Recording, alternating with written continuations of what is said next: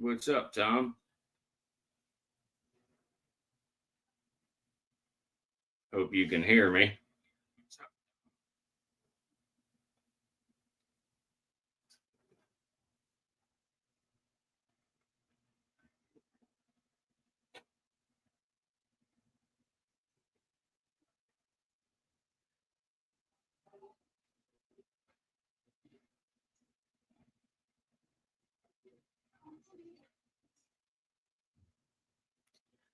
What's going on, everybody? How are we today?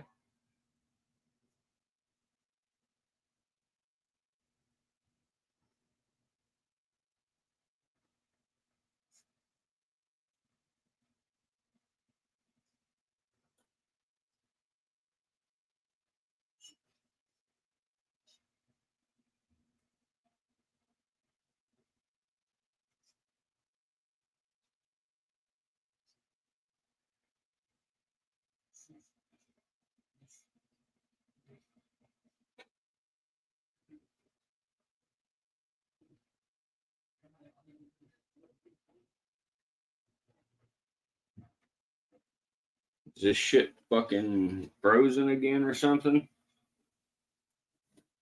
No one responding?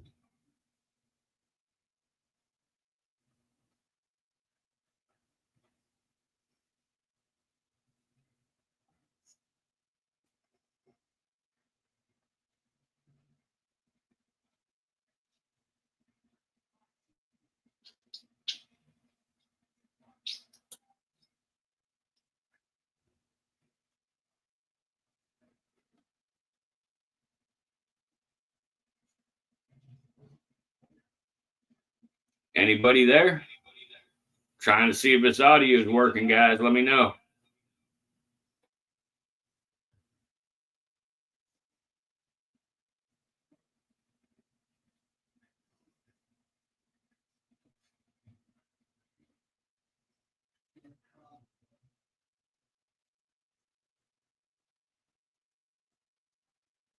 All right. Since you answered that, I guess the audio is working.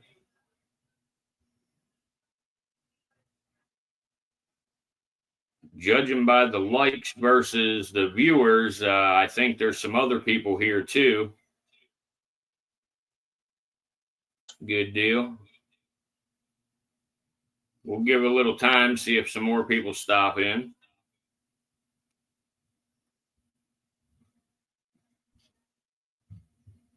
But I figured today for a little bit, if anybody wants to ask some questions, we can do that. Also, clean a couple of cages and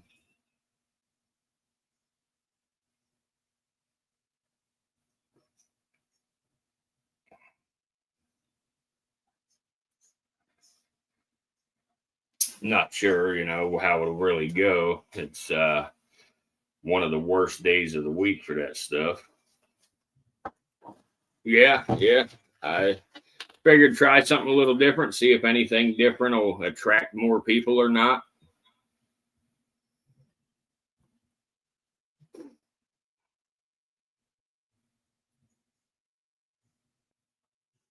What's up, Ashley? How are you?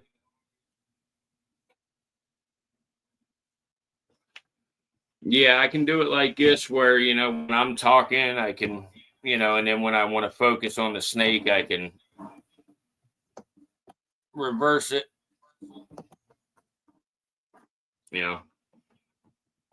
Like that. I don't know how quickly it comes through to YouTube when I do it. There we go. It's already up there. Awesome. Glad y'all like it so far. Like I say, I'm just trying some different shit, see if maybe, it'll appeal to more people, if we do a little different setup or something. This is kind of what I tried the other day when it fucked up, or when it messed up. I'm sorry. The only thing that really kind of sucks about this setup so far is I can't zoom in on the snakes. But we'll deal with that. We'll figure something out with it. You can zoom in on your own phone, I think. Now maybe you can't. I don't know. But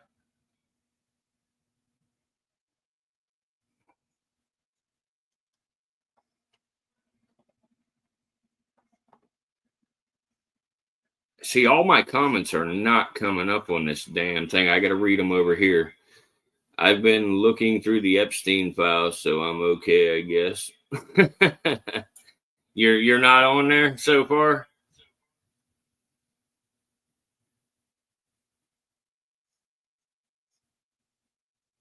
Well, that's good news anyway that you're not on there. You made sure to check all of your aliases, correct?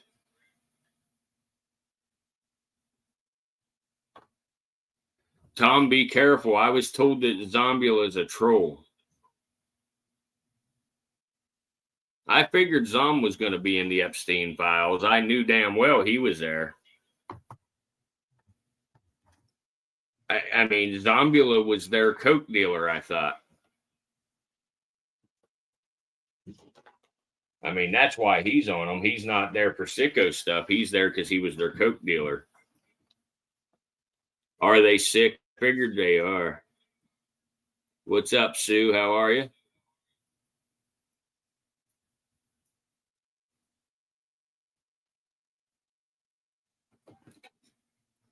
Nothing wrong with a little bit of Coke now and then. I'm Pepsi most of the time, but I'll do some Coke from time to time.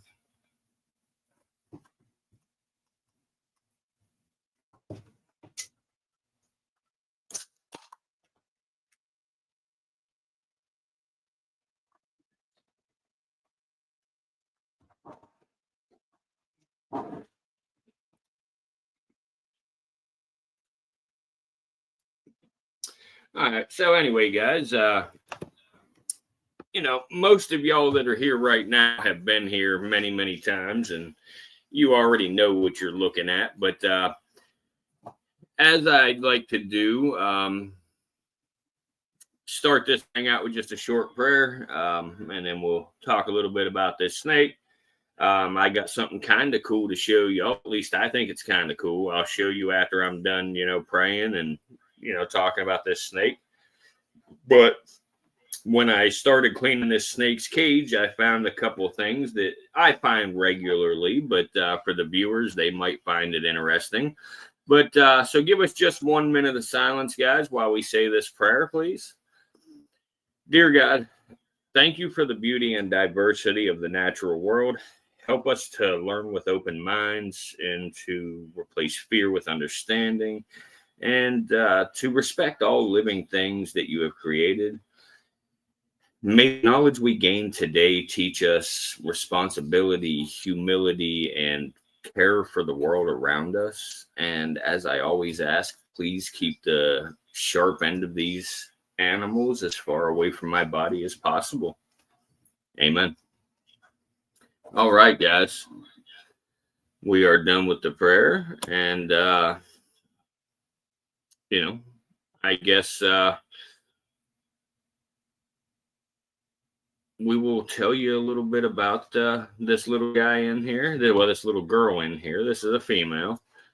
But anyway, obviously it's a rattlesnake. Most people hear the word rattlesnake, they immediately think of danger. They think of a buzzing warning sound or a sudden strike and something to fear. But today, I just want to take us past fear and into understanding, because the eastern diamondback rattlesnake is not just dangerous. It's really fascinating, misunderstood, and extremely important to the ecosystems that it belongs. The eastern diamondback rattlesnake is scientifically known as Crotalus adamensis. It's the largest rattlesnake in the world, and it's the heaviest venomous snake in North America. Most adults grow to between, 4 and 6 feet long, but there are some that have reached beyond 8 feet. They can weigh more than 10 pounds, and that makes them just absolute true giants among venomous snakes. Their name comes from the bold diamond-shaped patterns that you see down along their backs there, how it's sort of outlined in that yellow and cream color. And it really just helps them blend into the sandy soil and the longleaf pine needles and the dry grass around their habitats. These snakes live in the southeastern United States, especially in Florida and Georgia, Alabama, and Mississippi. They are in parts of the Carolinas. They are native to my location here. And they prefer the really dry environments, the longleaf pine forest, the palmetto flatwoods, the sand hills, and the coastal scrubs. Even though they're very large and intimidating, the eastern diamondbacks are very secretive animals. They spend much of their time hidden in burrows or like you see here, resting quietly, just avoiding humans whenever possible. One of the most recognizable features, in my opinion, of the eastern diamondback is the rattle, just like most other rattlesnakes. The rattle is not used to attack. It's a warning. Every time the snake sheds its skin, they get a new segment on that rattle. Although segments often break off from getting caught on rocks or logs or whatever, there's many, many reasons they break off.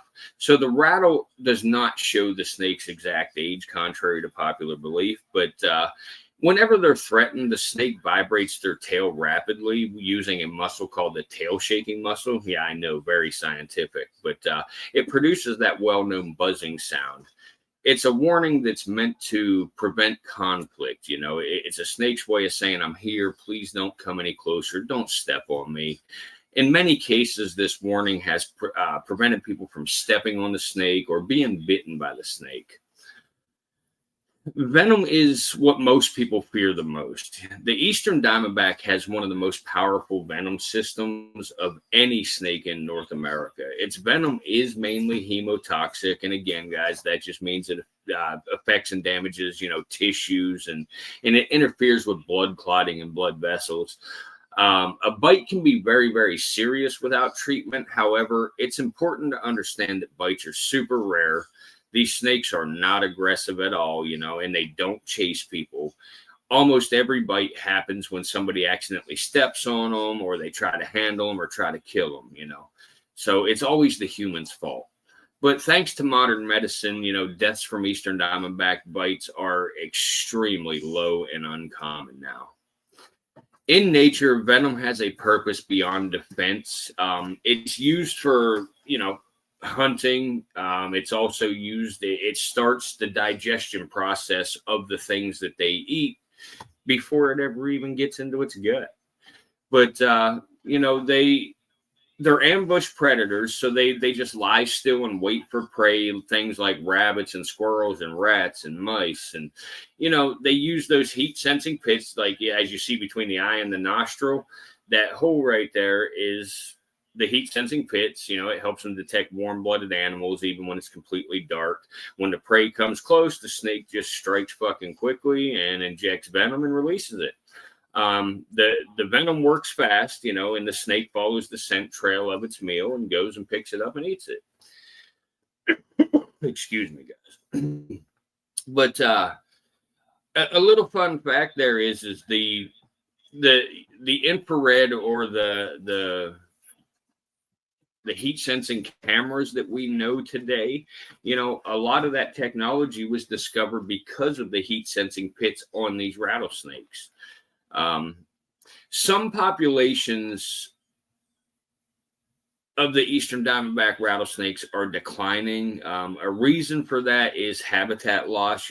Forests are being cleared for housing. Anywhere you drive here in the Southeast, they're building new freaking houses. They blame it on farming as well, but even farming land is being taken over by houses. But roads and these snakes lose their homes and their hunting grounds. And another threat for them is human persecution. Many rattlesnakes are killed out of fear, even when they pose no danger at all to people. Some populations have also been affected, by rattlesnake roundup. So that's where, snakes are captured or killed, for pure entertainment or freaking profit. Some events now focus on education instead of harm, which is a good thing. I believe there's actually one that I was told about by Sue and JT Tom in Alabama that's called a rattlesnake rodeo. And that, from my research, appears to be one that focuses more on education and stuff rather than harm, like some of the ones that are very popular in Texas. But the damage to these populations have already been significant. You talk to some old timers, and they'll tell you how they used to see many, many Eastern Diamondbacks over the years, and you just don't see them like that anymore. Eastern Diamondbacks reproduce very slowly. Females only give birth every few years, just like the timber rattlesnake. So it takes a long time for populations to recover.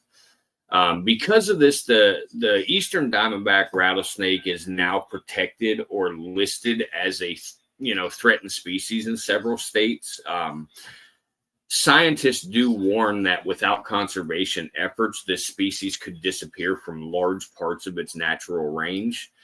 First thing is education. When people learn the truth about rattlesnakes, fear often turns into respect. Understanding that these snakes are not aggressive and knowing how to avoid them can, prevent almost all negative encounters. The second thing is habitat protection. Preserving natural areas like longleaf pine forest really helps not only rattlesnakes, but hundreds of other species as well. And finally, respect.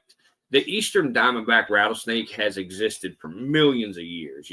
It's not evil or malicious. It's simply doing what it was created to do. And, I have sat here moving my hands, ridiculously a lot, talking here, explaining this stuff to y'all, sitting less than 3 feet away from this Eastern Diamondback rattlesnake. And y'all haven't seen this snake move one time.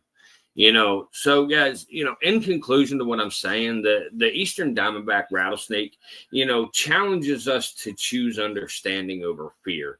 When we look past the rattle and the venom, we see a powerful and necessary part of nature. Protecting this snake is not just about saving one species. It's about protecting the balance of the ecosystem we all depend on. And I know there's some jerks out there and stuff that think, oh, fuck the ecosystem, but seriously, take one thing out of the ecosystem and see the rest of it collapse around it. Like, think about it like this, go remove the HDMI port from your PlayStation and tell me if it still works. All the rest of the components are still there, so it should be fine to remove that one, correct? I doubt it. But anyway, guys, yeah, so I am literally, less than, 3 feet from this rattlesnake right now and moving all around, talking, whatever. And this snake hasn't budged. What's up, Trains the Plains? Good deal. I'm glad you love rattlesnakes. Appreciate you stopping in.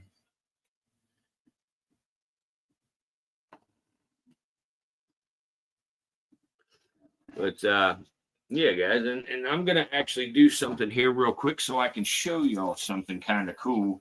Everybody knows that snakes in general, not just rattlesnakes, but they know that all snakes in general actually shed their skin.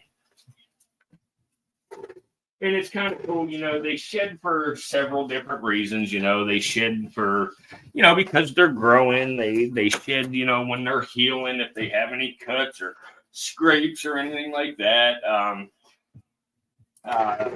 There's just many, many reasons that they shed their skin. But there's something, let me...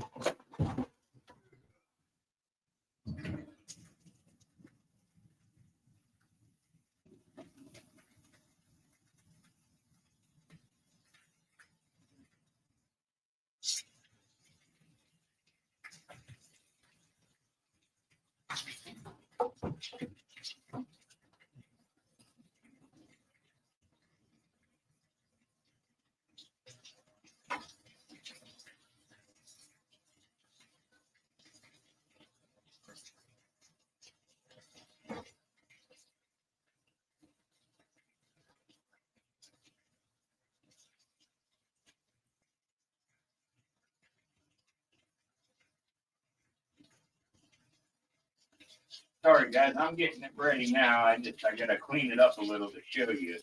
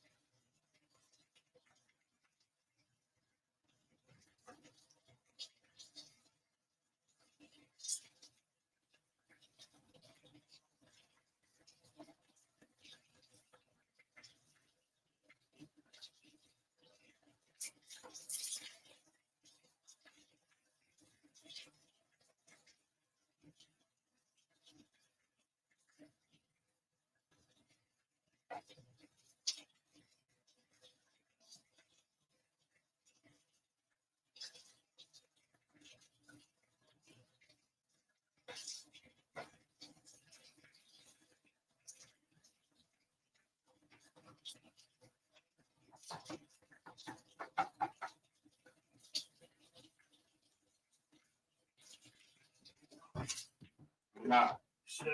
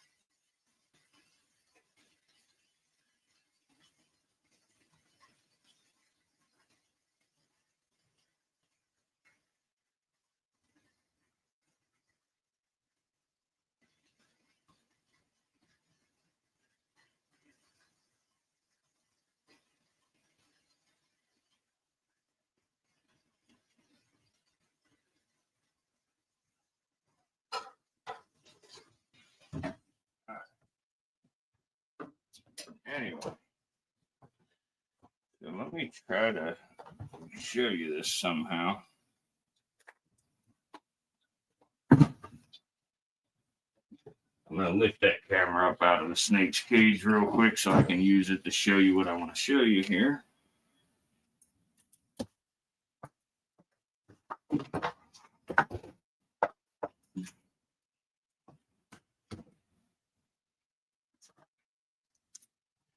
So we all know that snakes shed their skin, and like another reason I want to show you this is I've had many people since the start of this channel come in here on this channel and say, you know, oh, you have them snakes defanged, you know, or something like that. You know, you took that snake's fangs out. Guys, look, this right here. Let me see. How can I get a good shot? Unfortunately, we ain't got good. There we go. Right here. That is just one dump from this rattlesnake. If you remember the other day, I explained when you're cleaning snake cages, when it comes to elapids like cobras and mambas and stuff, you're pretty safe to reach in there and grab a handful of poop and throw it away, no problem. But when it comes to pit vipers, you don't want to use your bare hands because they shed their fangs as well. But this is one poop from a eastern diamondback rattlesnake, and there are 8 fangs from this girl right there. 8 fangs. And the size of those fangs, I'm going to grab a pair of tweezers and pick one of these fangs up to show you the sheer size of these things.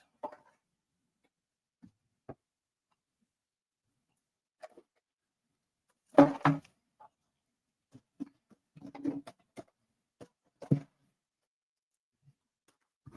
we go.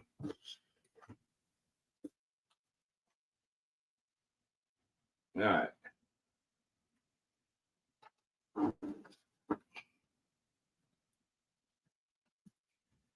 Look at the size of that darn fang. And now I have got a large hypodermic needle here.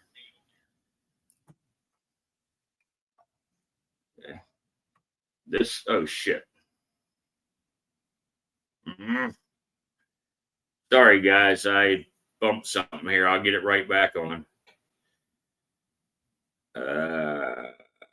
What'd I do? There we go. Sorry, this new setup is a little weird and I pushed the wrong button.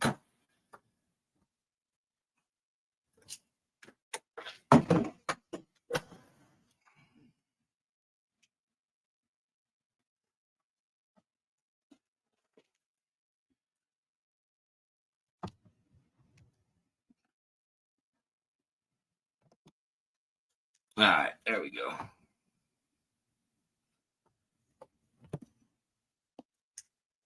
But anyway,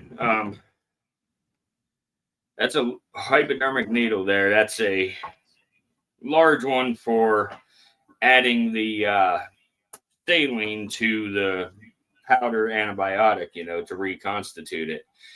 And as you see, the diameter of that fang is larger than the diameter of this hypodermic needle.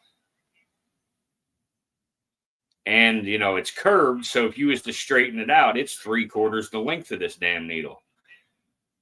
So they are huge fangs. But the point of this wasn't about the size of the fangs, really. It was more about, they shed their fangs, and to kind of show those who wanted to argue it and say that I removed the fangs from my snakes.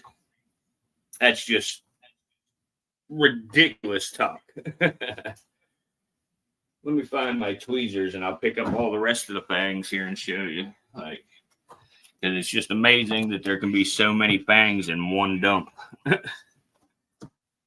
don't know what I done with my tweezers already. Just a second here.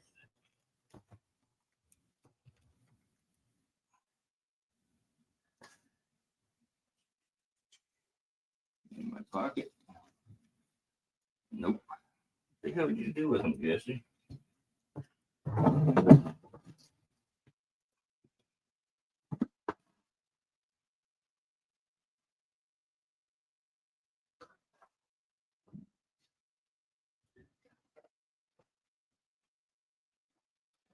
Well, I'll use my feeding tongs. They'll work. But let's see here. There's one. I'll lay them all out so you can see how many in one pile of snake poop. There's 2, 3,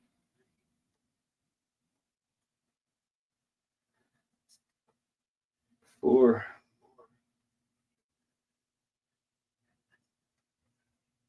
5,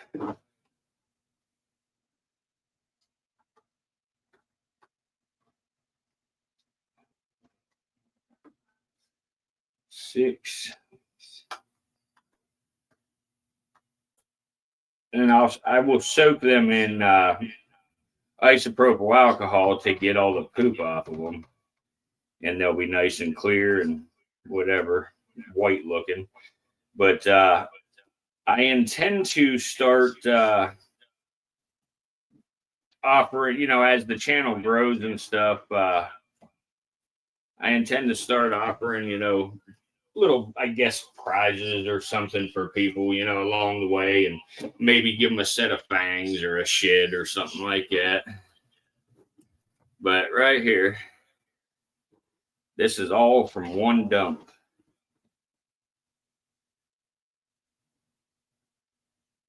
So there's 8 sets of fangs. Literally, you could take this snake right now. You could pull its 2 front fangs out and go back an hour later and he'll have 2 more fangs right in place. They've always got backups.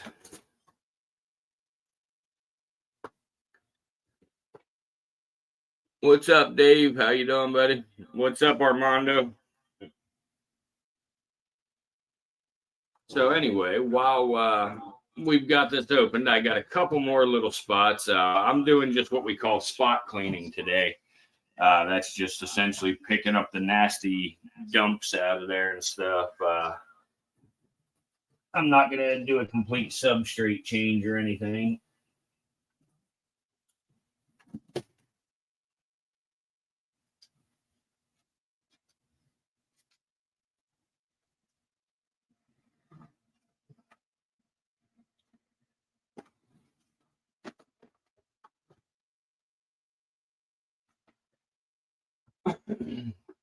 But now, so this diamondback here is about 4.5 feet roughly.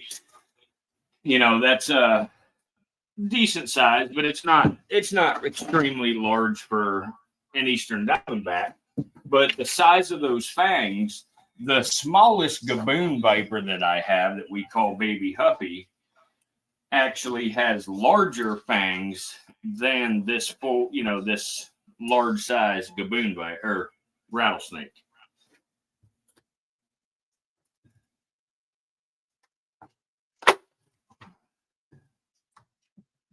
But for a spot clean, we just get the nasty poop out of here. Anywhere that they've peed or pooped, you know. And with a snake, when they urinate, it's not typically liquidy. It can have some liquid to it. But most of the time it's white and it's a solid. And it's called urates. It's essentially how snakes and reptiles have evolved over the years to be able to get by in low water conditions and, you know, tough times.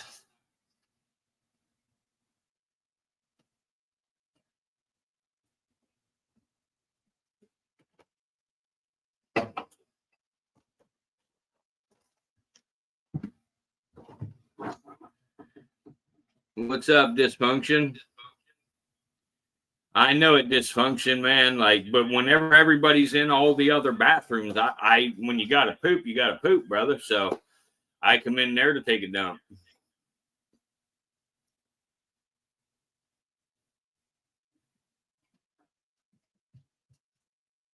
Hell yeah, there's an easy $10 there, Armando.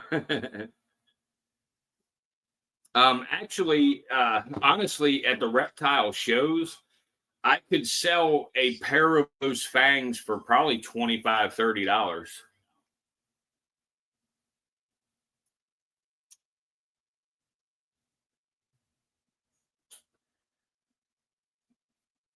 I'm dead serious, buddy.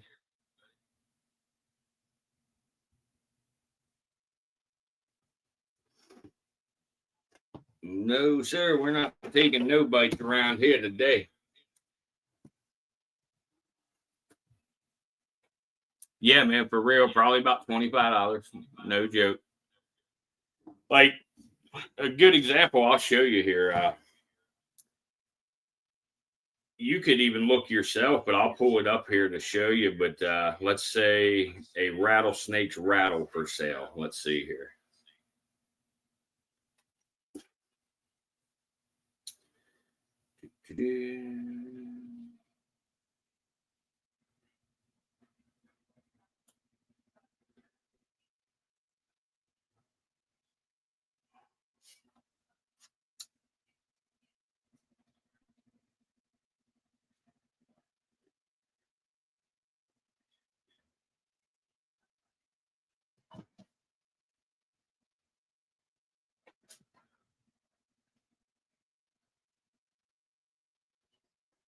Come on, fucking. Come on, you cockhead. Get out of the way. Rattlesnake rattle for sale.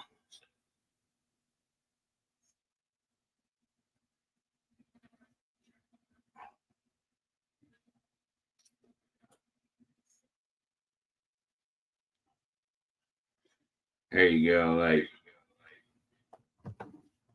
uh,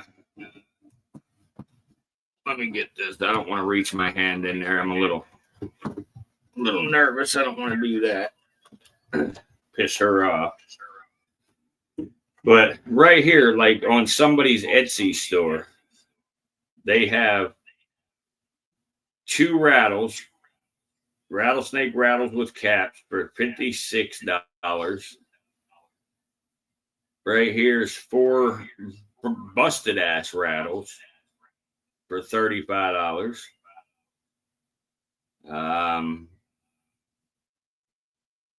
There you go.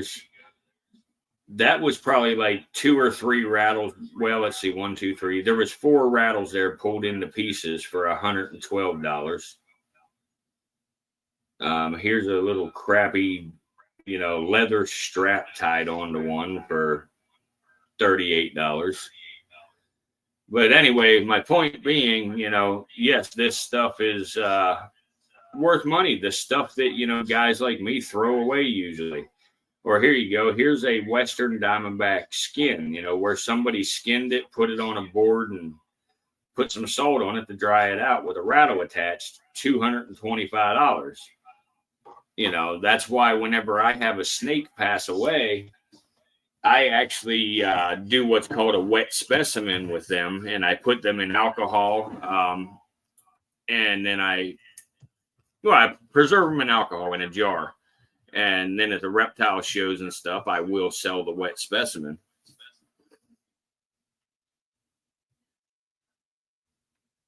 You're getting worried for that snake, huh?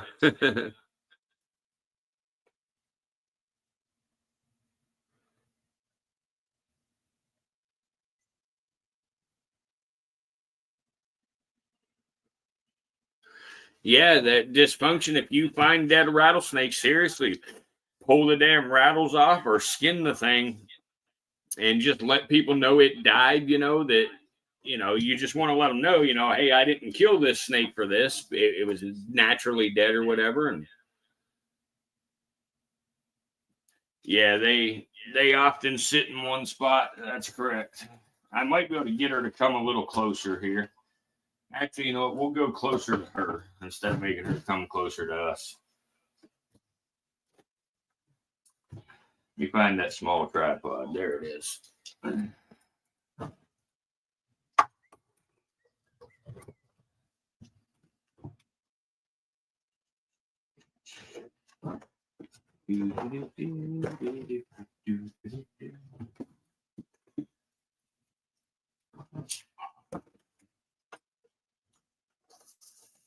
Oh, I know I upset you. I know all about it, girl. I know all about it.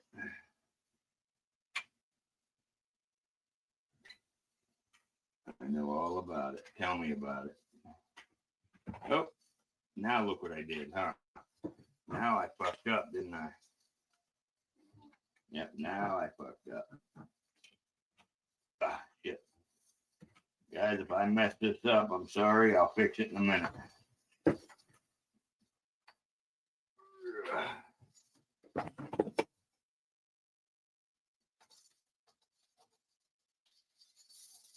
There we go.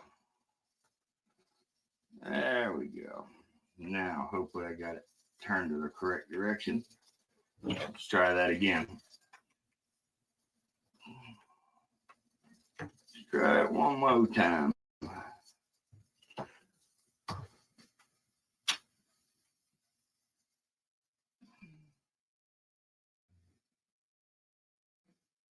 There you go, girl.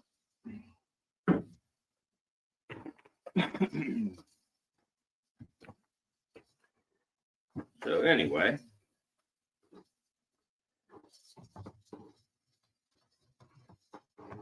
I remember when that room was empty. Yeah, I'm sure you do, Tom. That sumbitch is full and trash now.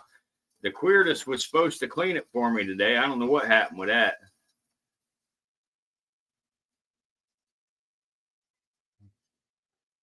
But guys, she is a pretty dark specimen for an Eastern Diamondback. Some of them are a little lighter than this, but some of them are darker than this as well, though.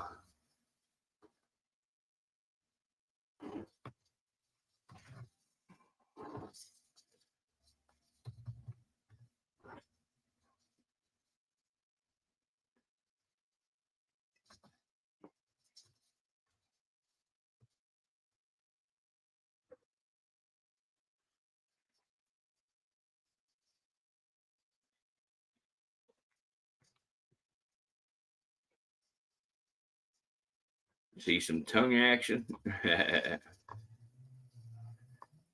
So, guys, for anybody who wasn't in here in the beginning when I explained what this snake was, and guys, please make sure you smash that like button here while you're here. I appreciate it. But this is an eastern diamondback rattlesnake. They're known scientifically as Crotalus adamantus. It's the largest rattlesnake on Earth and the heaviest venomous snake in North America.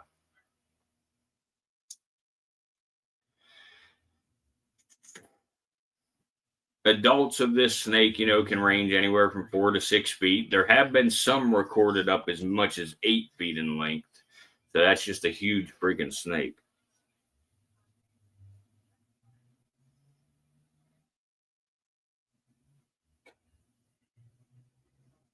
Thanks, Country Backroads. She seen the snakes and said, forget about it. Who was that?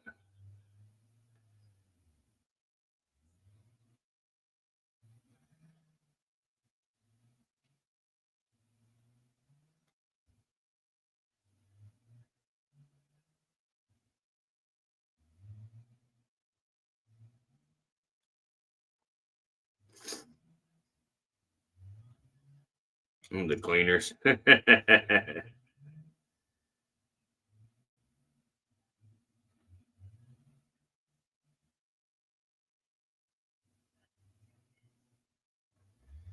Yeah, the lavender one. But I'm going to move this girl here in a minute. I got to clean her water bowl and her hide, put that back in, and then I'm going to move her, and I'm going to get the bigger eastern diamondback out so I can clean his cage a little. He looks like he took a little dump too, so we're going to clean him up.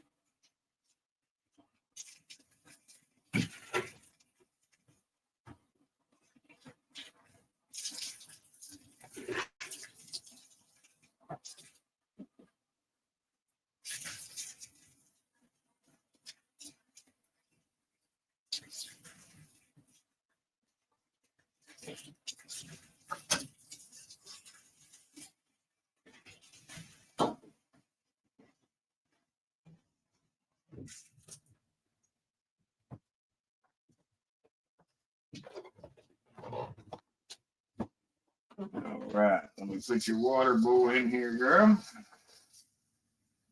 Oh, buzz, buzz, buzz, buzz, buzz, buzz, buzz. I'm so freaking scared, girl. I'm so scared. One water bowl in place. She said, that's all right. I'll get you when you put the hide in. I'll get you when you put the hide in.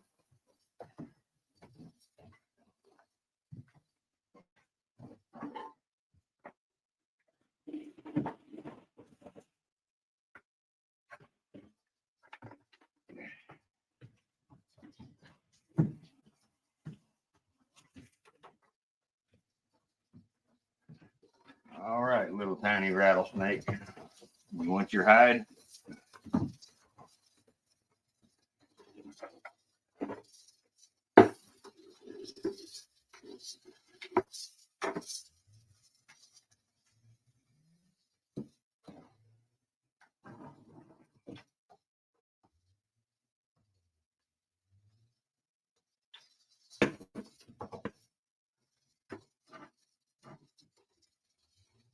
I know already, girl. I know already. Trust me. I know you've been telling me for a few minutes now. So here, let me try to do this without pissing you off. Oh, I knew I was going to piss you off. Oh, I knew it. I fucking knew it, and I ain't got a hook in my hand. You stay right there. You stay right fucking there. All right, we're good now. We're good now. Calm down. Let me get your hide set up before you get mad. There you go. Come on. There you go. No. Here, come on. Stay down there. Hey, stay down there. Come on. Come this way. Come on. No, ma'am. No, ma'am. Hey, no, ma'am. There you go. There you go. Good snake. Good snake. There we go. Safe. Safe. Safe. Safe. Safe. Okay. Now,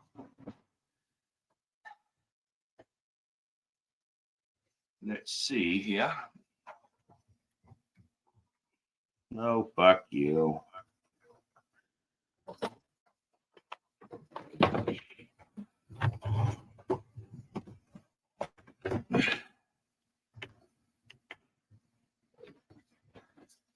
Okay. Are you closed? Yeah, you're closed. Okay.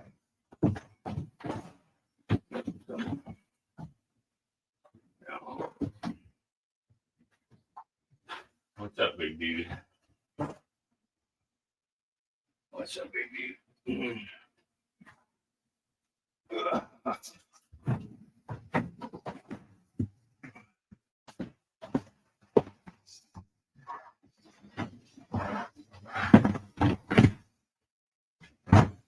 Okay.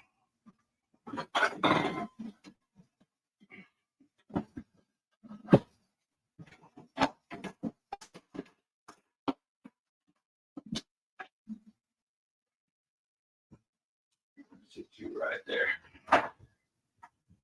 Okay.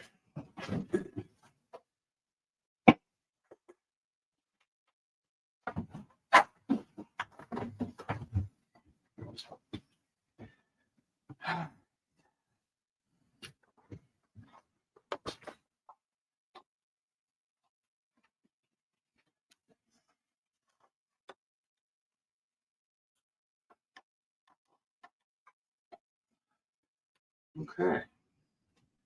Where you at, big guy? At the wrong end, aren't you? Hmm. Yeah. Okay. That's a big guy. Hmm.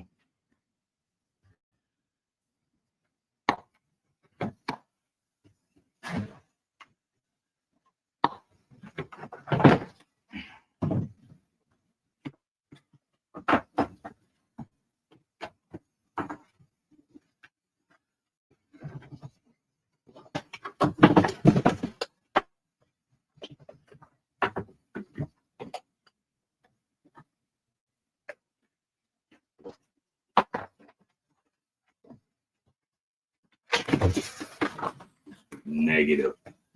No. No. Hey. No, sir. Hey. No, sir. Excuse me, sir. Hey. Excuse me, sir. Hey. Hey. Hey. Why are we doing this tonight? Hey, why are we doing this? No, sir. Negative, sir.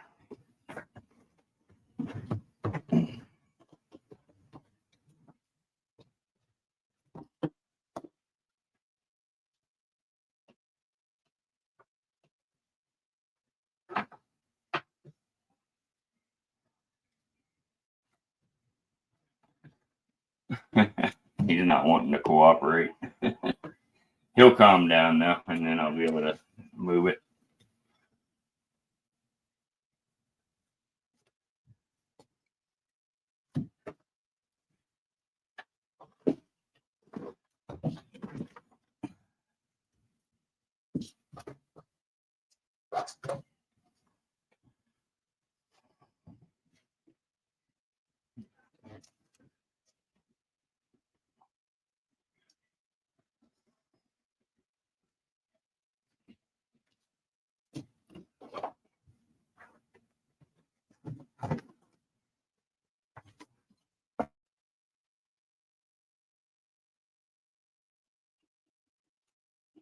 All right.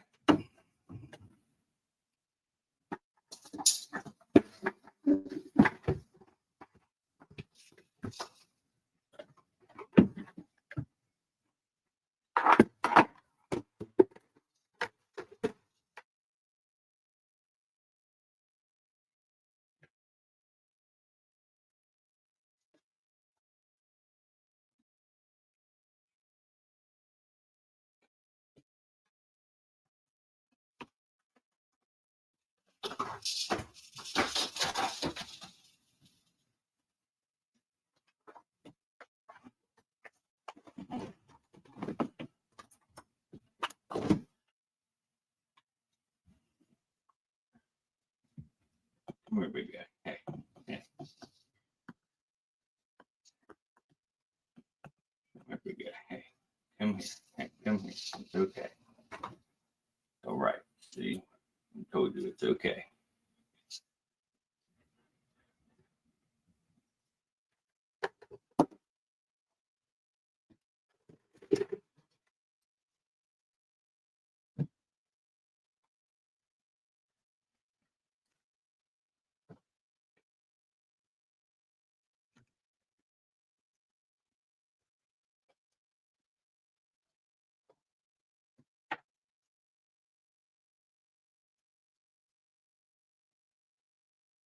All right. Well, he didn't take a dump, so well, he did a little bit right there. Let me try to grab that.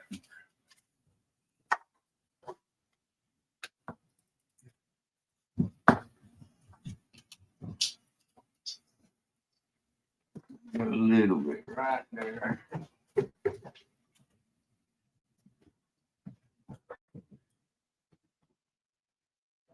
Really about it, though.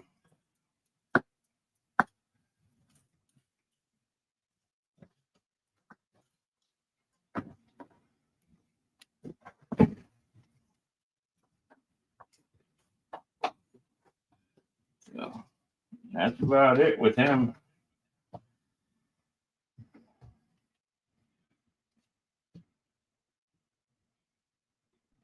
So he took that little bitty dump. So anyway, I'm not going to waste much more time with these Easterns.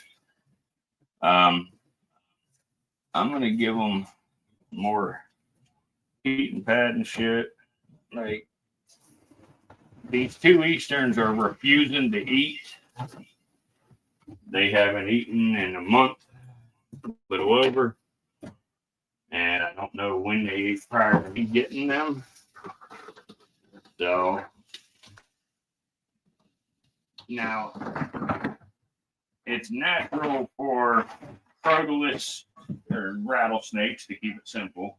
It's natural for rattlesnakes to not eat during this time of the year. So it very well could just be them cycling, but I find it strange, being the temperatures I keep them at. But I don't know. We'll find out in the long run. We will find out. So, stick him over here.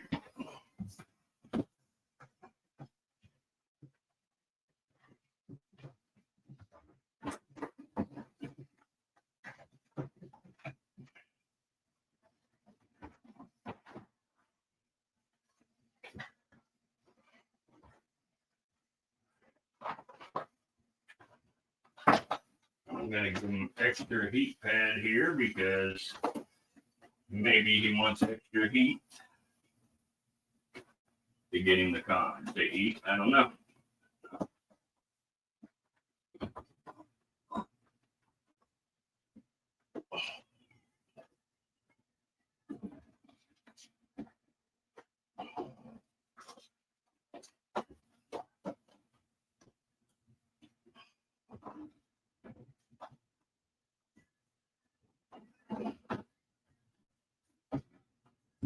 But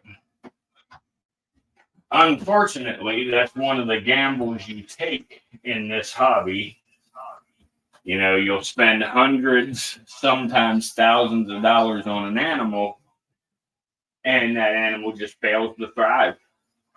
Nobody is honest in this hobby. You can purchase animals from somebody, and they will tell you, yeah, they are captive born and bred, and you know, they came from this person, that person, blah blah blah. And it turns out that none of it's true. You know, it turns out that they're, you know, possibly wild caught animals. You know, whatever. There's just lots and lots of bullshit and excuses and whatever in this hobby. It really sucks.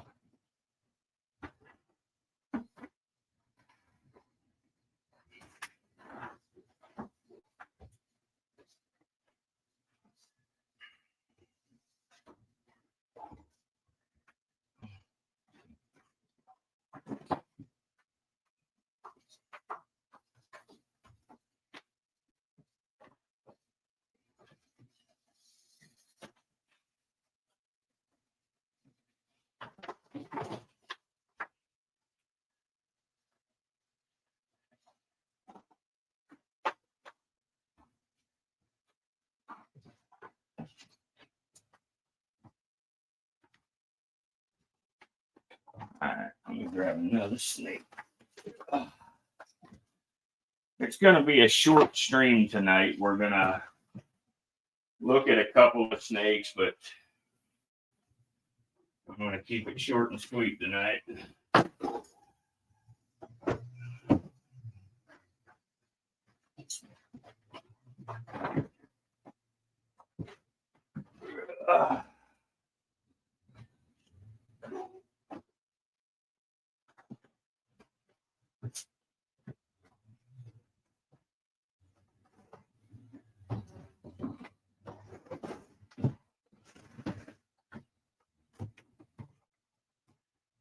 And this will be a little bit of an example of being able to tell the difference in animals, you know, depending on who raised them up and whether they are truly captive born and bred or not. Like this snake that I'm about to show, it's an animal that I raised up from a little tiny baby. And you'll just see a little difference in demeanor and everything with it. Y'all witnessed them eat already. I gotta shed the sweatshirt. Damn it, man. Whew.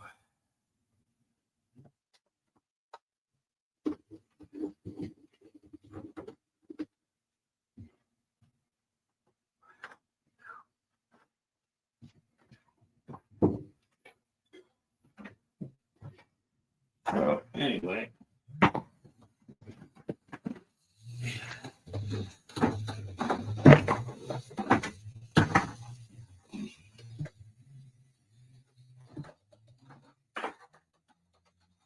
so maybe I can get this on the other tripod and get you in a little closer here.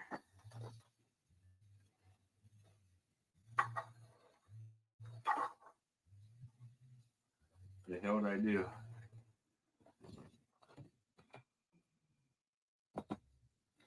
There we go. All right. So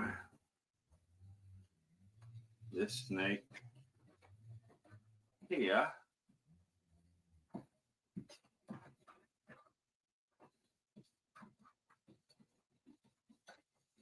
this snake right here is a snake that was born here at the virtual Reptarium, and it grew up here at the virtual Reptarium. So until I put the camera right in its face, it wasn't trying to flee or nothing, you know, it was just sitting there rattling.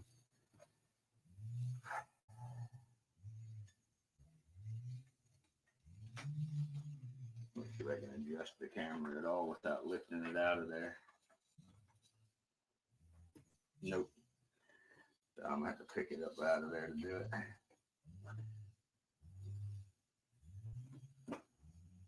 You know, actually, I can sit it right there. There we go. Okay.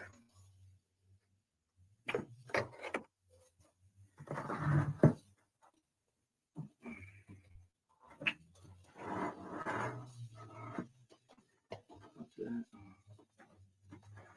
What's up, Cayman? How are you, buddy? Yeah, that's right, Tom. They just tell you everything you want to hear. Yep.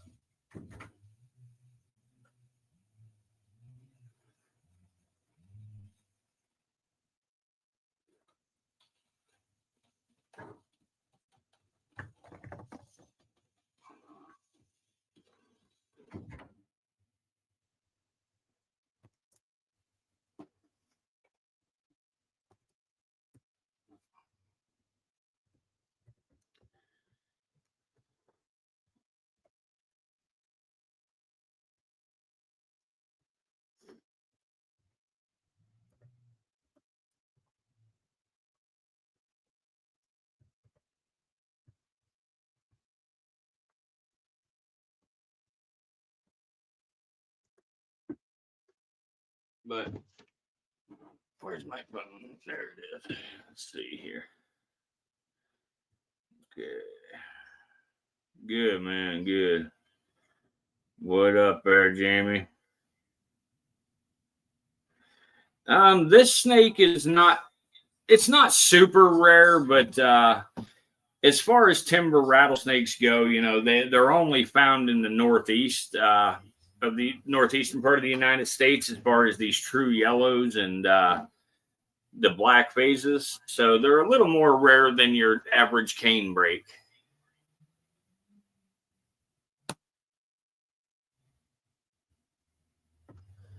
But, you know, like I say, these guys, you know, a lot of people, you know, when we talk about rattlesnakes or they think about rattlesnakes, you know, they imagine the deserts or the dry sand or aggressive, you know, danger and stuff. But very few people imagine, you know, quiet forests, the rocky hillsides, and a snake that spends most of its life unseen.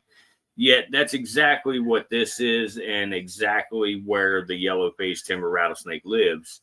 It's one of the most secretive and misunderstood reptiles in North America. I want to take a minute to focus on the specific color variation, you know, what we're looking at here, which is known as the yellow phase timber rattlesnake.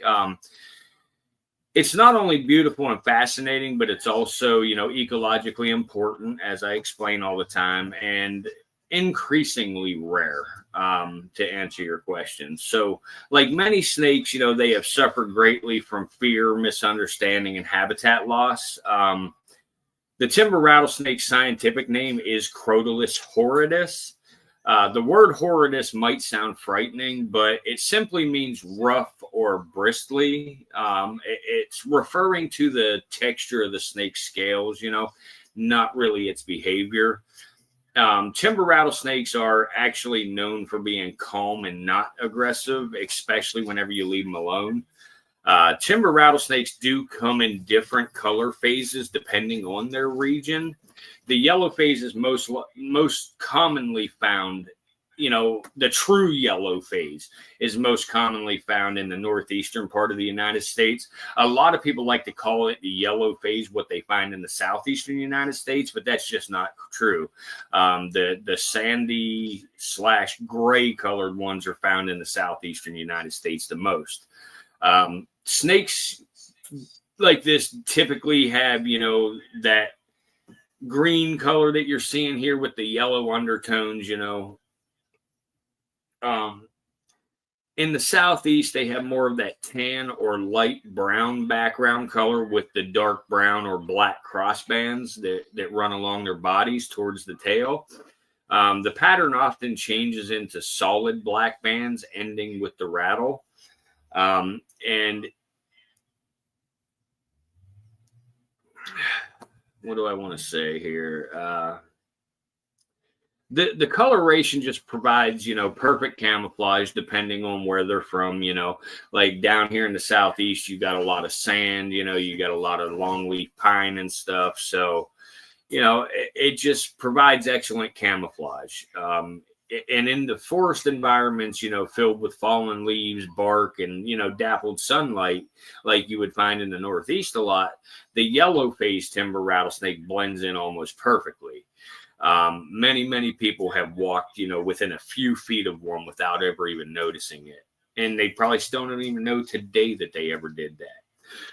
The timber rattlesnake has a very wide historical range. They stretch from, the southeastern United States all the way into the Northeast and parts of the Midwest. They're commonly found, in like deciduous forests, the woody hillsides. The rocky outcrops are a very huge spot that they love, and on ridge lines. During the warmer months, they move through those forested areas to really hunt. But in the wintertime, they go to rocky dens, and they just, how do you want to say it? It's called brumation. There is another word for it. Some people call it hibernation, but it's not. It's called brumation, where they are actually awake and everything. And even in the middle of wintertime, they may, come up out of the den, poke their head out and stuff if it's a warm day and stuff, whatever. But sometimes they share these dens with many other snake species, sometimes rat snakes, copperheads, garter snakes, milk snakes, whatever, all different types of snakes. But despite their very wide range, the timber rattlesnakes are rarely seen. They're very slow moving. They're patient and secretive animals. Unlike some snakes that, actively chase prey, the timber rattlesnakes just rely on stillness. They'll often remain in the same location for days, just, patiently and quietly waiting for food to come to them. I'm doing good tonight, Ralph. How are you, buddy? But one of the most recognized features of the timber rattlesnake is its rattle. Like all rattlesnakes, the rattle is made of keratin. It's the same stuff our fingernails are made of. And they grow with each shed. The purpose of the rattle is not to threaten. It's more to warn. When a timber rattlesnake feels threatened, it might vibrate its tail to alert, large animals or humans or whatever trying to come by, letting it know, hey, I'm here. Don't step on me, Interestingly, though, the timber rattlesnakes are often reluctant to rattle because they, rely so heavily on the camouflage and the stillness first. Most bites occur because people, either didn't hear the warning or they simply got too close, maybe not realizing it, or they tried to catch it, mess with it, kill it, or something to that effect. The venom from the timber rattlesnake is primarily hemotoxic, meaning it damages tissue and disrupts blood clotting. Some populations have showed some neurotoxic effects, and some of them have even showed some myotoxic effects, which affects muscle. The bites can be very, very serious. Bites are rare, and fatalities are, extremely uncommon with, modern medical treatment. However, untreated bites, are notoriously fatal. It's very important to remember that venom is not meant for defense. It's meant more for feeding. The timber rattlesnakes primarily eat small mammals, things like squirrels and chipmunks and rats and mice, and sometimes a bird even. A lot like other pit vipers, they have heat-sensing pits on their face that allow them to detect warm-blooded prey, even in, low light or complete darkness. Whenever the prey approaches, the snake will just like quickly strike, inject venom, and then release. The venom weakens the animal, until it dies, and then the snake just follows its scent trail. It's a very effective hunting strategy, and it allows the snake to conserve energy and avoid injury. As we've seen, like with Bill example, my big gaboon viper, he only has one eye because he got bit in the eye by a rat. Well, that's because the gaboon viper bites and holds on to their prey. Unlike these guys, this timber rattlesnake actually bites and releases and lets the animal die and then goes and tracks it down. So, but, because of the diet of the timber rattlesnake, it plays a very critical role in the forests and the ecosystems. It helps control those rodent populations. They help reduce the spread of diseases like Lyme's disease, and they really limit damage to vegetation and crops. So in many ways, timber rattlesnakes, act as silent protectors of the forests. Where are you going, dude? You better keep your butt down in there. Yeah, you. Yeah, you. But anyway, guys, unfortunately, timber rattlesnakes, especially the yellow-faced populations, have declined dramatically. One major reason, is habitat destruction. Forest clearing, road construction, and development have really destroyed both hunting grounds and essential winter dens. He's coming in for a look at the camera. He's checking it out.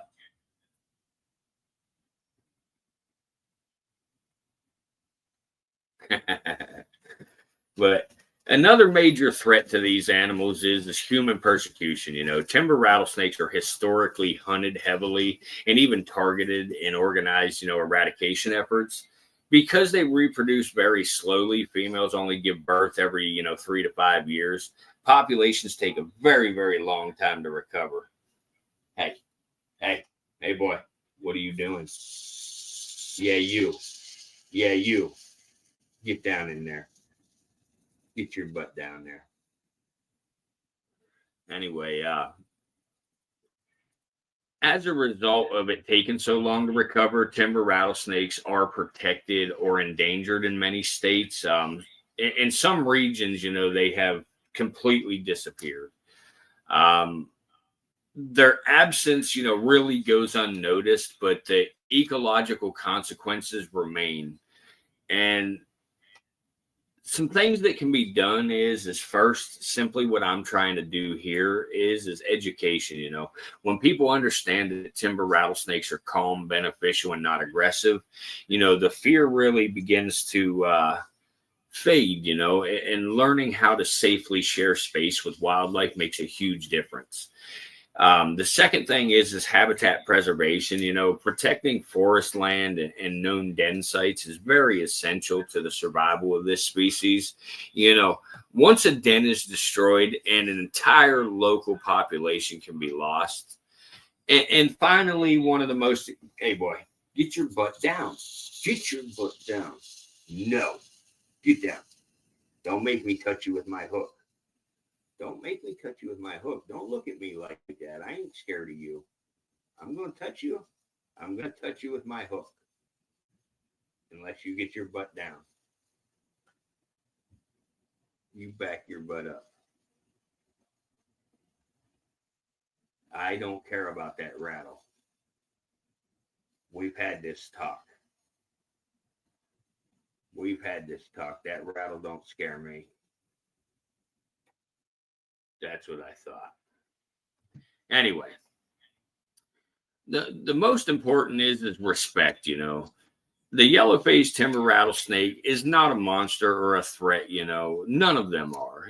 They're a very vital part of nature, and they're just doing the job they're designed to do. So rattlesnakes just teach us an important lesson. Not everything that is quiet, is harmless, and not everything that is dangerous is evil. This snake has survived millions of years, through patience, balance, and just restraint. So if we choose understanding over fear, we choose conservation over destruction. Protecting the timber rattlesnake is just not about saving a snake. It's about protecting the health of our forest and our responsibility as caretakers of the natural world.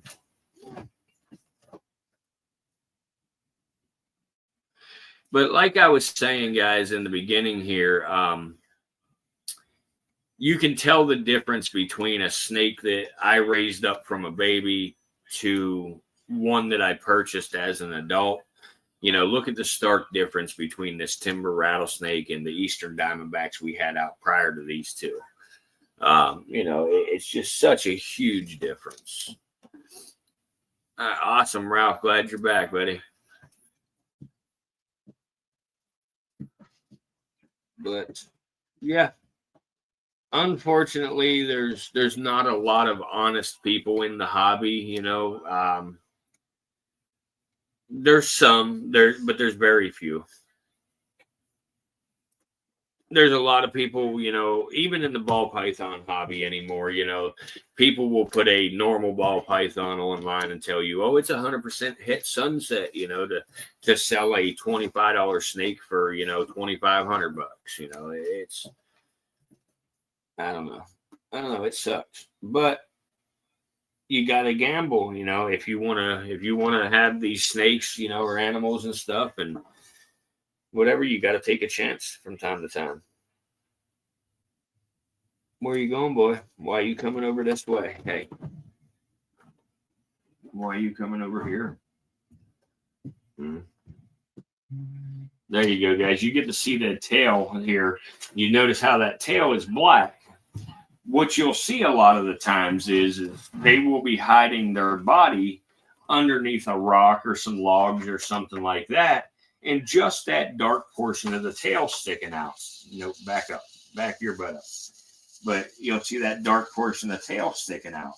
And that's just, you know, them basically soaking up the sunlight. There you go. This is what you see a lot. Oh, he ran. He ran. He'll come back out. I'm going to sit this right here and we'll watch him come back out. You'll watch this little dude sneak out here in a minute.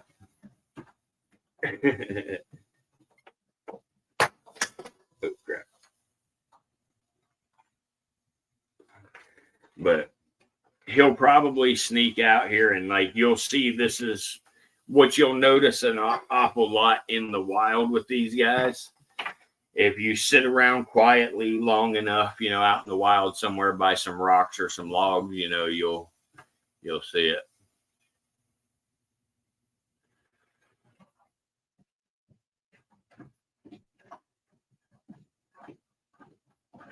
Well, one of the real bad things, Sue, is the man that I bought those diamondbacks from is a guy. There you go. He's sneaking out. You see him?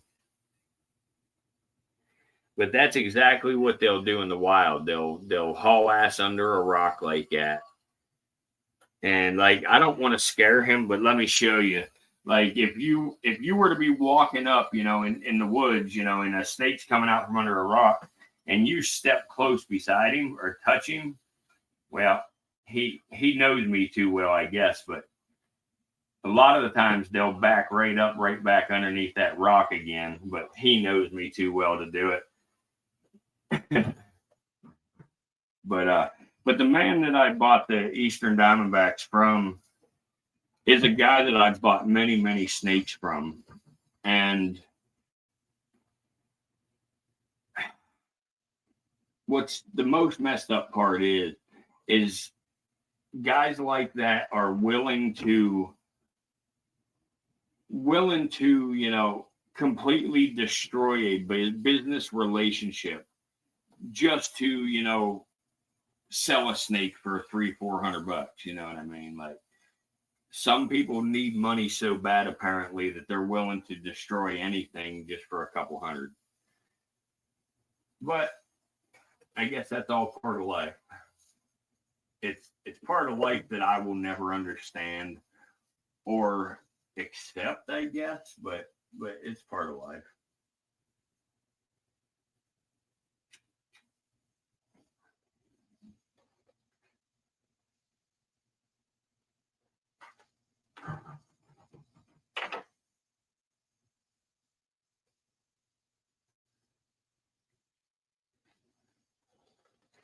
But what we're going to do is we're just going to jack the heat up real high on them Easterns. Get them good and hot. Give them a bunch of light. make them think that it's springtime, and then we're going to attempt to feed. If they don't start feeding within the next 2 weeks, I'm going to have to go ahead and probably tube feed them because I don't want to let them get too far gone. The male does appear to be losing a little bit of weight, so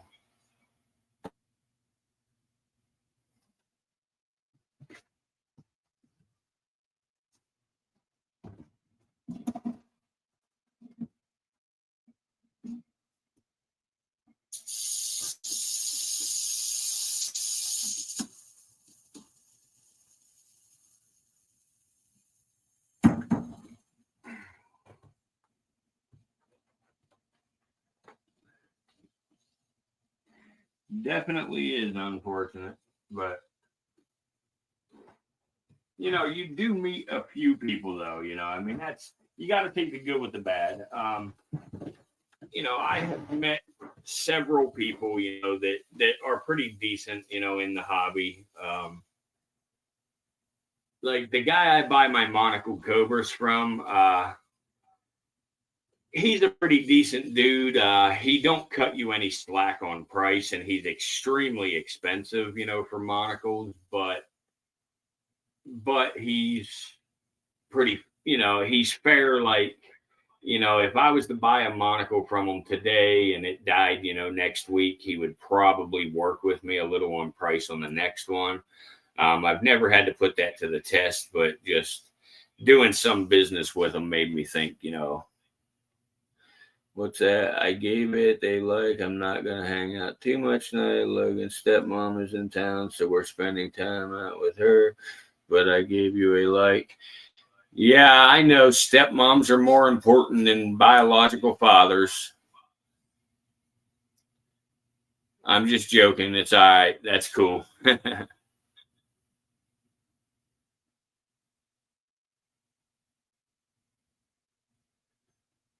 Yeah, Patrick, that is the new channel. I can't believe Internet Chronicles is wasting his fucking time with that Chomo.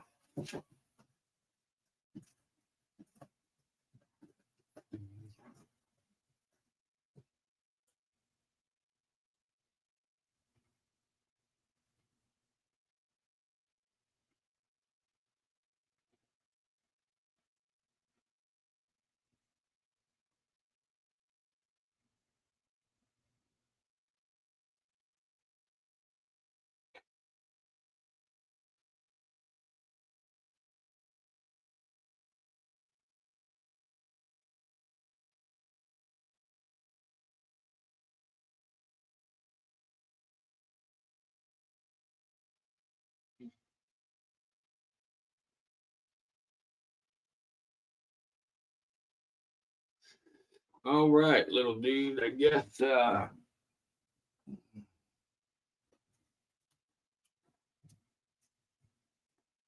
you know what? I got an idea. I have this female over here.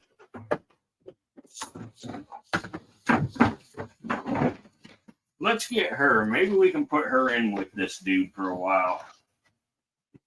Let them cohab for a little bit.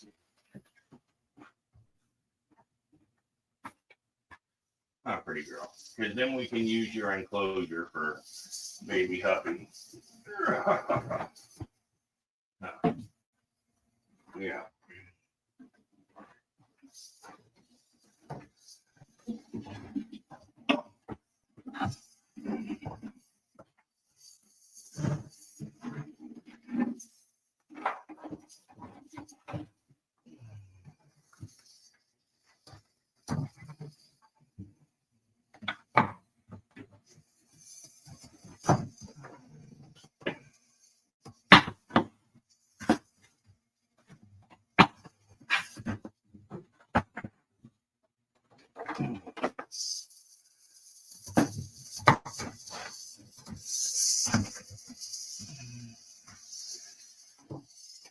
Come on, dude. Get your fat head down and wait for her for a minute.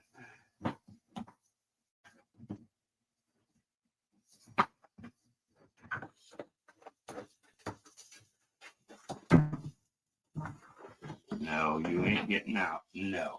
Hey. Hey. I don't think so. Hey. I don't think so, Bubba. Hey, I don't think so. Negative. Negative. Negative. There, girl. Hey.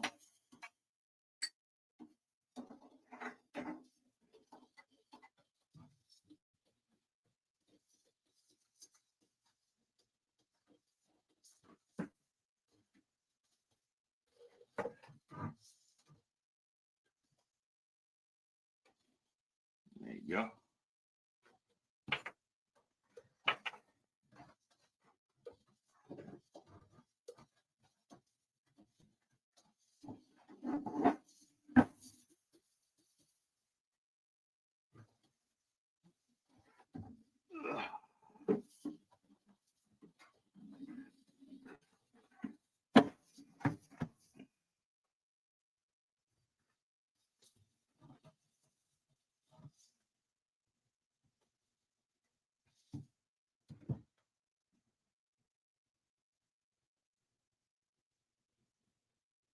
Yeah, the house call snake's doing really good.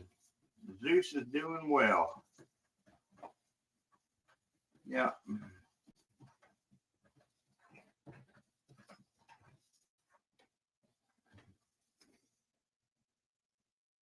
Hey, what are you rattling so much for, dude? Hmm?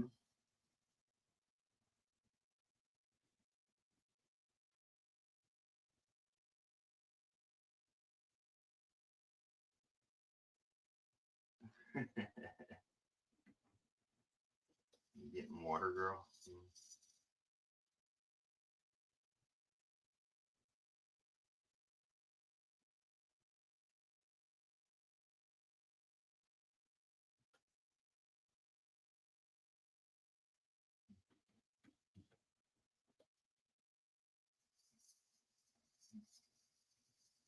No, dude. No, don't even. No, I'm not going to be able to leave them together. Son of a bitch. He's already showing courting behavior. I don't know if y'all can see him good enough or not, but you see how he's kind of twitching?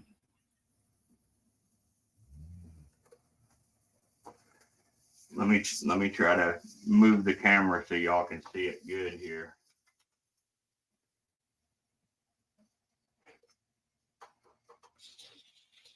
No, girl. Hey. No, ma'am. There you go.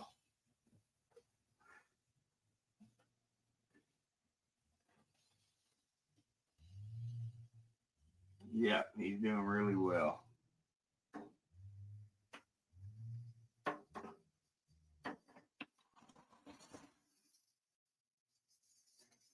Leave her alone, you damn hornball.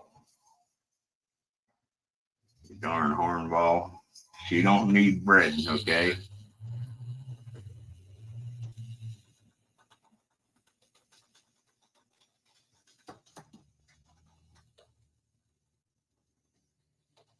See, this girl has never been in this enclosure, and she's already going in the little den that I made in there for him.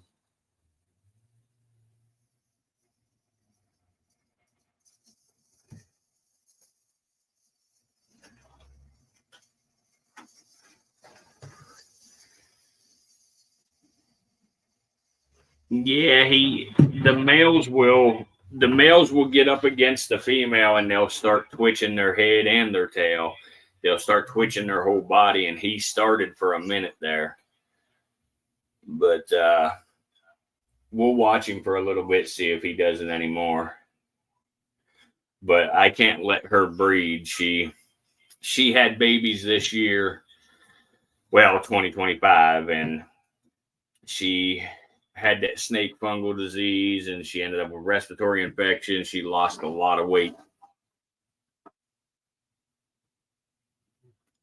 Yeah, Ralph, she going to check out the bedroom.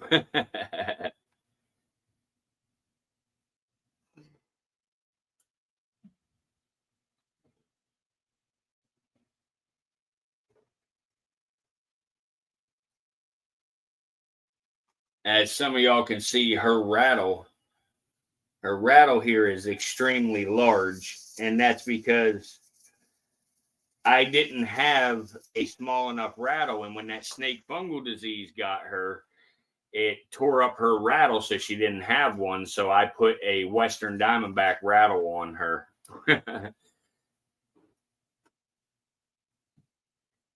I just, I guess there was no real need to do so, but I did. These guys normally live in a 1 acre habitat outdoors, and I just want them to be able to function naturally and stuff. But with the snake fungal disease, I've kept them caged up while treating. Now I got to make a decision come springtime whether I'm going to put them back in the outdoor habitat or if I'm going to keep them indoors now. Yeah, I'm going to have to break up the party. I'm going to give them a chance here and see, if they do all right together. If he don't actually try to lock up with her, I'll leave them. I mean, even if he locks up with her, she can control whether she gets gravid or not. They can store the sperm for like 2 years or more. But she won't be ready to breed again for 3 to 5 years.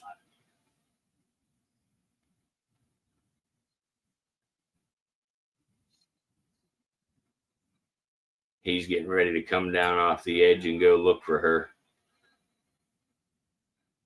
You'll start to see his head poke down by that little green branch here in a minute.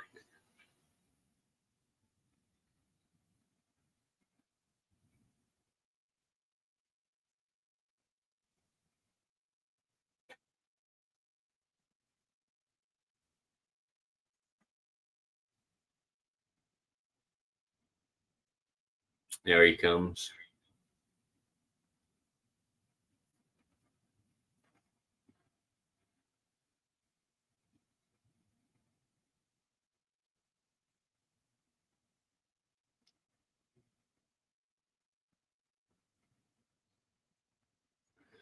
But if you're able to see it, he's doing a lot of tongue flicking.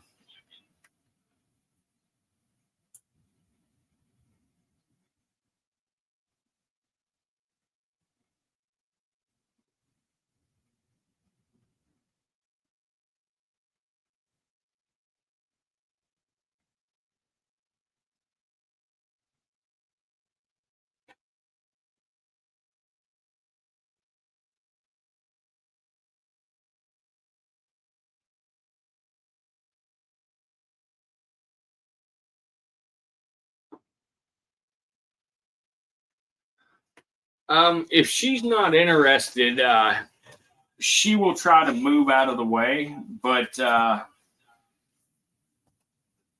he may not take no for an answer.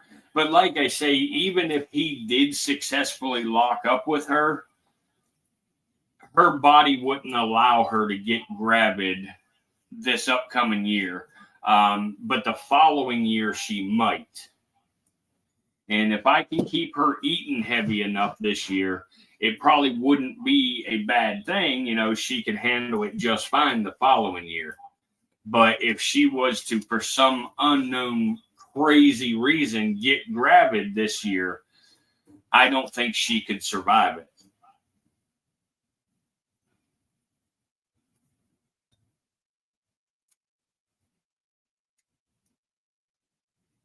Yeah, I think that's what she already told him. Look at him sneaking up on me. Y'all can't see it, but he's sneaking up on me. Get your butt back, dude. I'm not food, okay? I know you see the heat, but I'm not food. Come on, get your butt going. No, not out there. No. There you go. There you go. I'm not freaking food. Don't be showing off because there's a girl in your cage, okay? You're not gonna. Oh, that's the first time I ever saw you strike, dude. Wow. But you're not gonna show off just because there's some wench in your cage, okay? Just because there's a wench there. Yeah.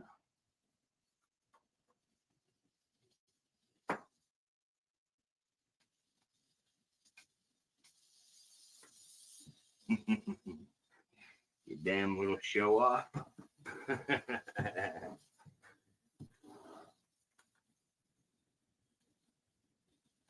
Nah, no biting. No. Now, he did just strike at the camera when it fell over, but it scared him is all. But he's kind of being a show off now. They'll do that stuff, you know, to impress the females. They'll try to you know, they'll do combat dances with other rattlesnakes and stuff, you know, and what'll happen is two males will sort of stand up and twist around each other, trying to pin each other to the ground. And whoever pins the other one to the ground is the winner, and the winner gets the tang.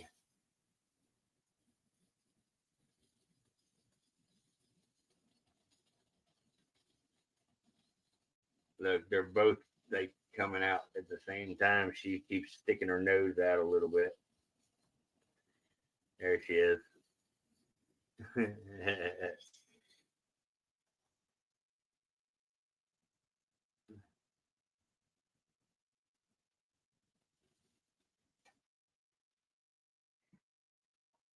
I don't know if the camera's lagging or if y'all can see her head coming out there. Let's see.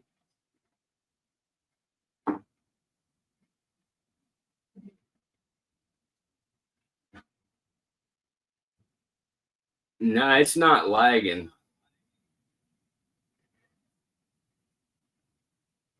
Yeah, he definitely is. You hear him whack the side of that cage with his tail, like he's being a tough guy.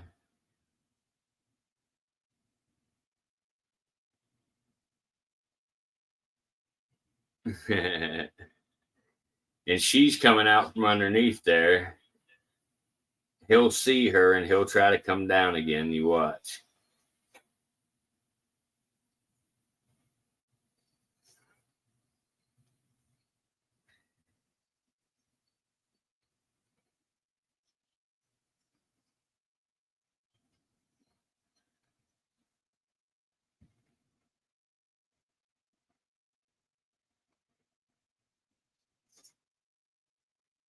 He's breathing heavy and shit.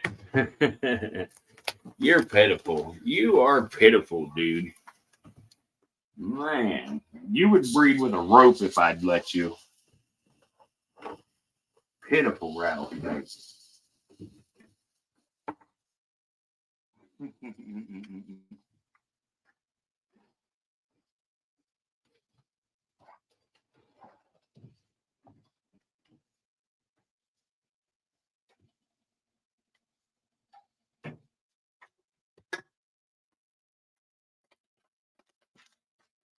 Oh, she's going up on with him. Uh-oh. Girl, don't you go up there instigating now. Let's see here. Let me try to adjust the camera.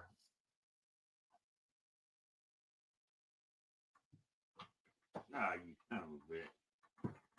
I was getting it too. Thank God.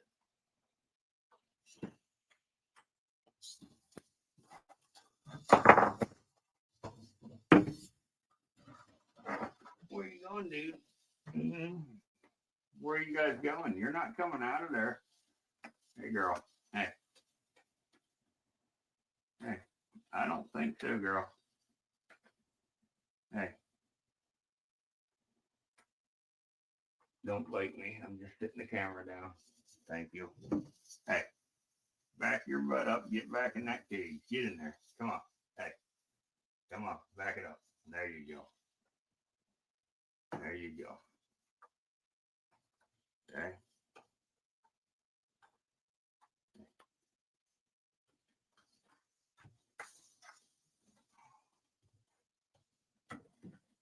Cut that shit out. There he goes. He's going to show a little bit of it. See him following her.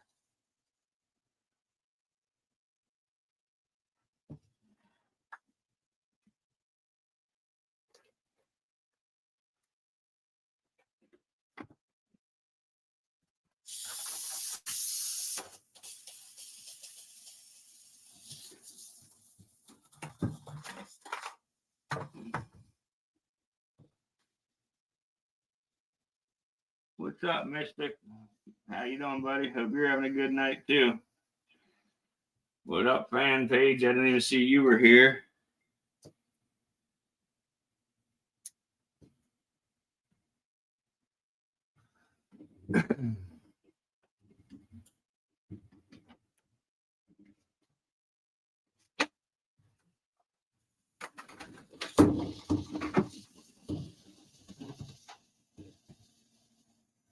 No, ma'am. Hey, no, ma'am.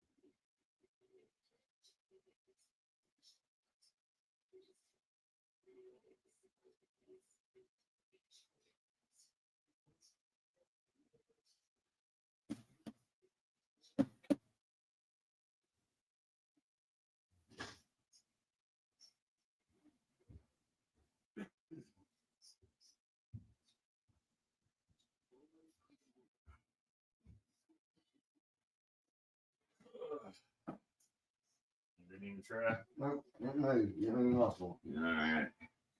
She drinking this, boy. Yeah. Yeah. I just remembered. I kept thinking, why is her rattle so fucking big? That's that when I put that A-truck rattle on. That's right. Yeah, yeah. It sure is. Yeah. Yeah. He keeps wanting to breed with her already.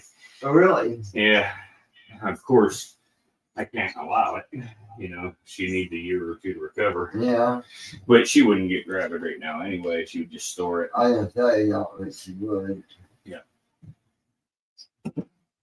How long can I store it? Years. Years. Years. Different for each reptile, but like ball pythons can store it for like 10 years. Oh, shit. So I imagine they can too, because they only go every 3 to 5 years. Right. And if they was to breed this year, you know, in the wild, some of the males don't take no for an answer. Yeah. Yeah. And, you know, but they need to be able to control when they can. When they actually. Yeah, reproduce. But yeah.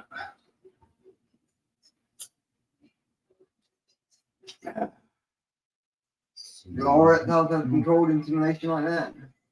Most, I think. Yeah. But I want to leave them two together. So I need to research a little, be sure. But I know most other snakes that I know are like that. So yeah. I assume I would have to the think same. so. I would have to think so. So, but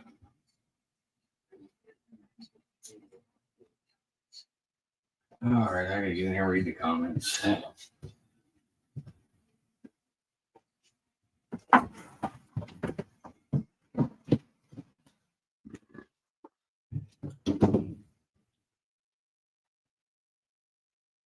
All right. Let's see here. Yeah, exactly.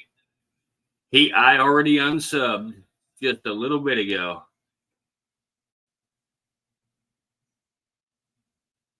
Yeah, buddy, that is foam. That's spray foam. A little bit of advice for cost reasons, Mystic. I would just use the normal yellow stuff. And then if you use 100% acrylic paint, you can get acrylic spray paint or brush paint, your choice, but acrylic spray paint works the best. Just make your stuff out of the foam and then use acrylic spray paint on it. And it's a lot cheaper. It's like $4 a can for the yellow. This black is like $20 a can. And there's no freaking difference.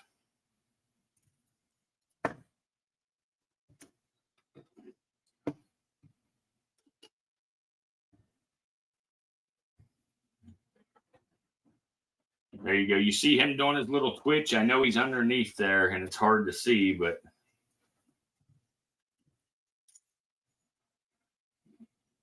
yeah.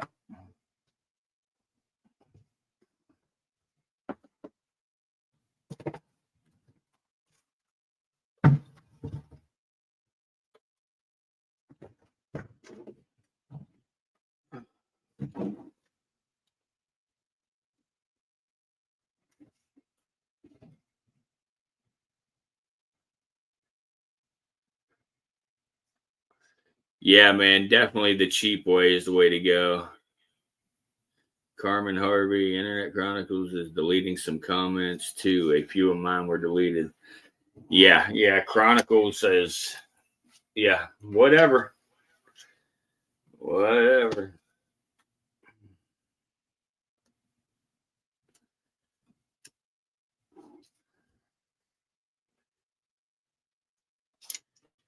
You know, Internet Chronicles is the one that goes by Grim Sleeper.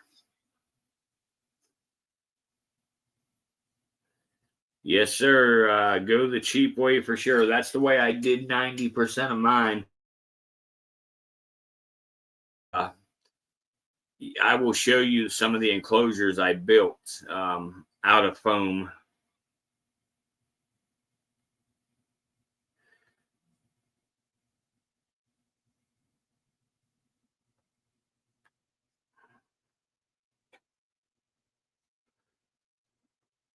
What up, sunshine?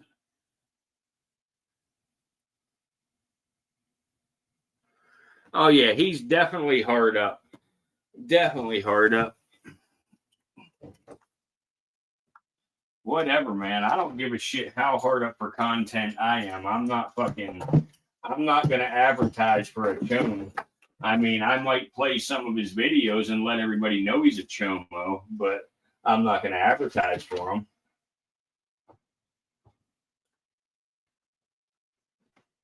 Yeah, buddy, the whole enclosures are built out of foam. You know that Dapron foam? It's like the purple insulation board or green, whatever, at Lowe's and Home Depot. I built entire enclosures out of it. And then all the rocks and stuff in them are made out of foam. And I used spray paint and stuff and painted everything up. Yeah.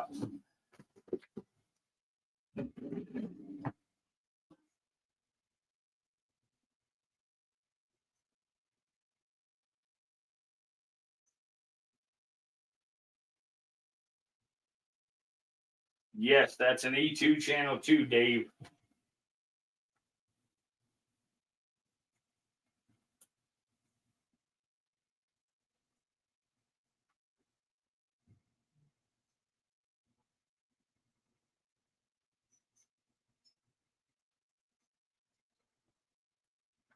Yep.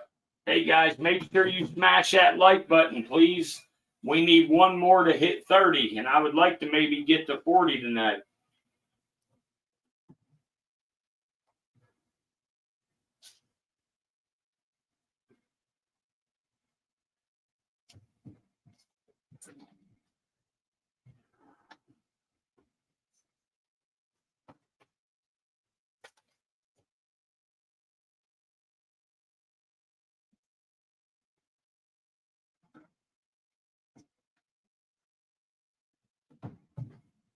Mystic, you're a perfect hype man. You're always telling people to sub and hit the like. I appreciate that, man.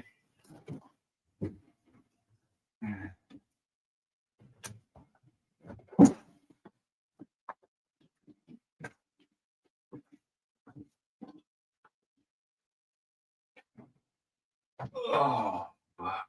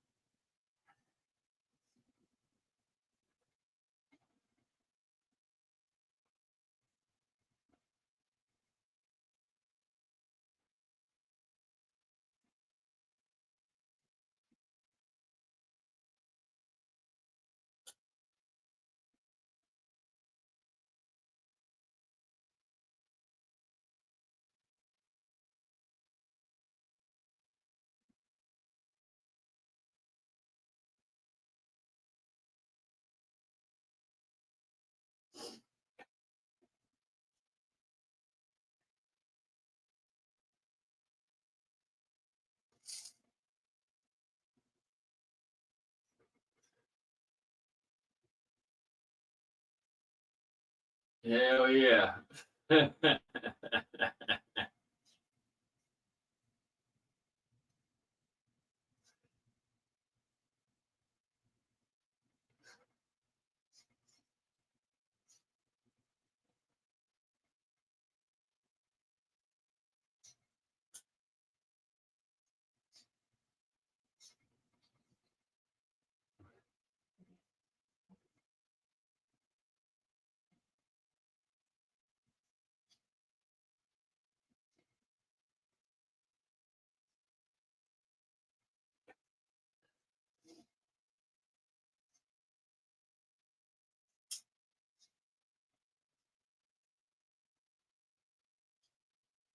Guys, I don't know if any of y'all use TikTok, but I have started a TikTok channel too. I think it kind of sucks, but I'm learning.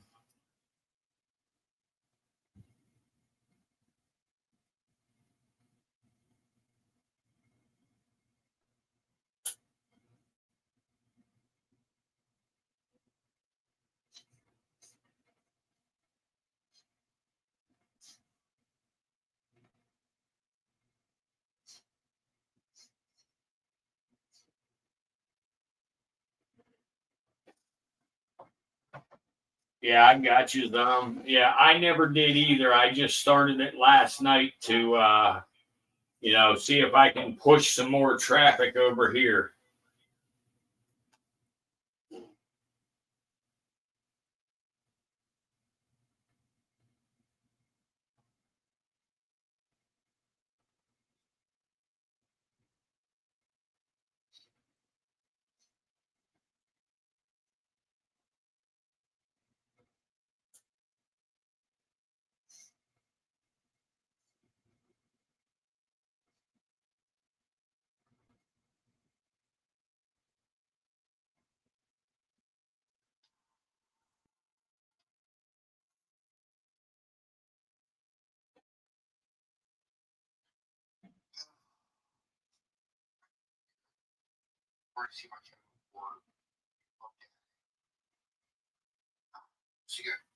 They said that I was afraid to stream again. Well, guess what? Here I am. They thought they had to beat me. All right. That's it, Chronicles.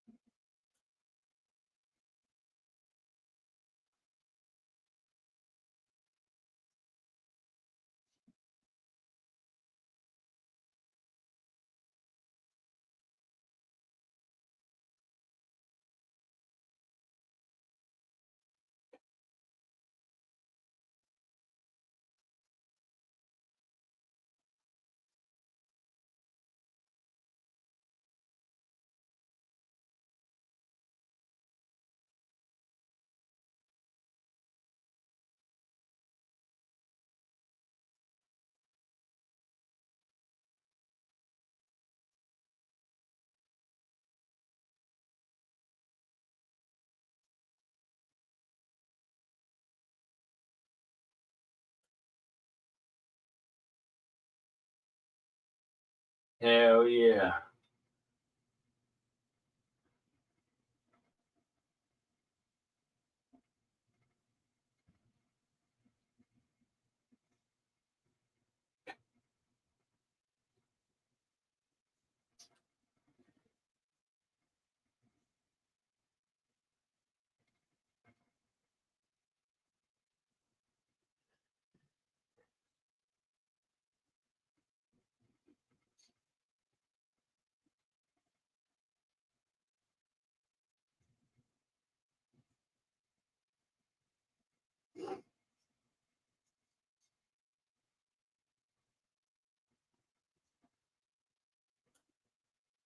Hey guys, I think I'm going to end this stream, and I think we're going to hop over to the extra. I'm going to show the same content at the extra. I just, I believe that that's a more appropriate place to handle this. So guys, I'm going to pin the channel name here real quick. And if there's anybody here that's not familiar with the channel,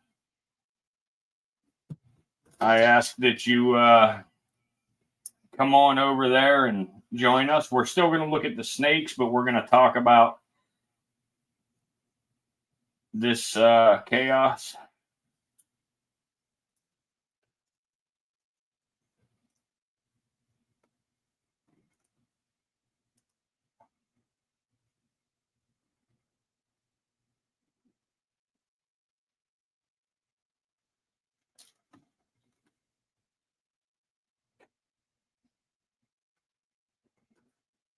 Right here's the channel name. I pinned it. It's just the @ symbol protecting children from E2, ETWO. So we will go over there and talk about this mess.